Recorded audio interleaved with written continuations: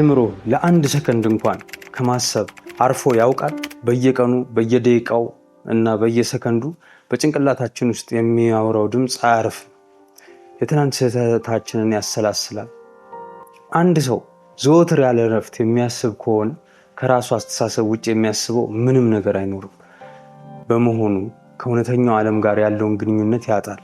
በሚኖርበት ምናባዊ ዓለም ውስጥም ታስሮ ይኖራል። ዛሬ አይምሮአችን እንዴት ከማሰብ ማረፍ እንደሚችልና ይህንን የከንቱ ሐሳቦች ግርግር ወይም ሜንታል ቻተር አቁመን ሰላምና እረፍት የምናገኝባቸውን 4 ተግባራዊ እርምጃዎች አብረን እንመረምራለን። የመጀመሪያውና ዋነኛው እርምጃ በአይምሮ ውስጥ የሚመጣው ሐሳብ ሁሉ አንተ እንዳልሆንክ መረዳት አለብህ። ሐሳቦች ጭንቅላት ውስጥ የሚያልፉ ደመናዎች ናቸው። አንተ ግን ደመናው የሚያልፍበት ሰፊው ሰማይ ነህ። አንድ አሉታዊ ወይም አስጨናቂ ሐሳብ ሲመጣብህ ከሐሳቡ ጋር አትታገል። ይልቁንም ታዛቢ ሆነ ተመልከተው። እኔ ጨንቆኛል ከማለት ይልቅ አይምሮዬ የጭንቀት ሐሳብ እያሰበ ነው ብለህ ለራስህ ንገረው። ይህ ክፍተት በሐሳብህና በአንተ መካከል የሰላም ቦታ ይፈጥራል። ሁለተኛው፣ ወደ ራስህ ተመለስ። Get out of your head and into your senses።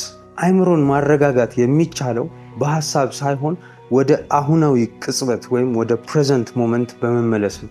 ሐሳብህ ወደፊት ወይም ወደ ኋላ ሲሮጥ፣ አካልህ ግን ያለው እዚሁ አሁን ላይ ነው። ከመጠን በላይ ማሰብ ስትጀምር ለአንድ ደቂቃ አቁምና የሚከተሉትን ነገሮች አስተውል።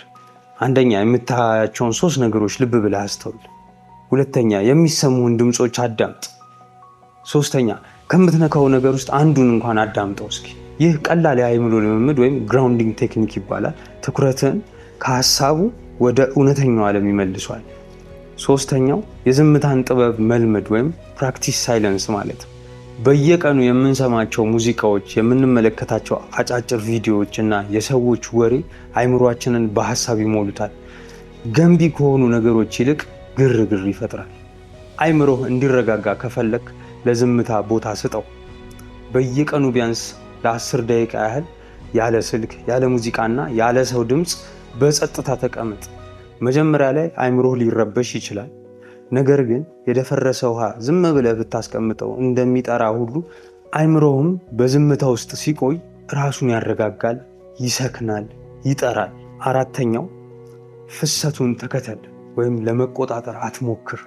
ሌት ጎ ኦፍ ኮንትሮል። አብዛኛውን ጊዜ ከንቱ ሐሳቦች የሚያስጨንቁን ሁሉንም ነገር ለመቆጣጠር ስንሞክር ነው። የውሃውን ማዕበል በእጅ ጸጥ ለማድረግ እንደመወልወያ ዳሰህ ብትሞክር የበለጠ ተበጥብጧል። ልትቆጣጠራቸው የማትችላቸውን ነገሮች መለየት ተማር። የሰዎችን አስተያየት፣ የነገን ውጤት ወይም ያለፈውን ታሪክ መቆጣጠር አትችልም። ልትቆጣጠረው የምትችለው አሁን የምታደርገውን ወይም የምትሰጠው ምላሽ ብቻ ነው። ልትቆጣጠረው የማትችለውን ነገር ሲያጋጥምህ ይሄ ከኔ ቁጥጥር ውጪ ነው ብለህ የመልቀቅን ወይም ሌቲንጎ ጥበብ ተለማመድ። በአጠቃላይ አይምሮ እንደ ውቅያኖስ ነው። በላዩ ላይ የሚነሱት ሐሳቦች ደግሞ ማዕበሎች ናቸው።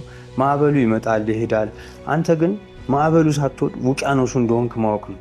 በየቀኑ እነዚህን ጥቂት እርምጃዎች በመተግበር የውስጥ ሰላምህን ገንባ። የዛሬው ቪዲዮ አይምሮአችሁን ለማረጋጋት እንደረዳችሁ ተስፋ አረጋለሁ። ከነዚህ 4 እርምጃዎች ውስጥ ዛሬውኑ መተግበር የምትጀምሩት የትኛውን ነው? እስኪ አስተያየታችሁን ኮሜንት ላይ ጻፉልኝ። ቪዲዮውን ላይክ በማድረግ እና ለወዳጆቻችሁ ሼር በማድረግ መልካም ሐሳብን እናሰራጭላለሁ። ለበለጠ አስተማሪ ቪዲዮዎች ሰብስክራይብ ማድረጋችሁን አትርሱ። አመሰግናለሁ።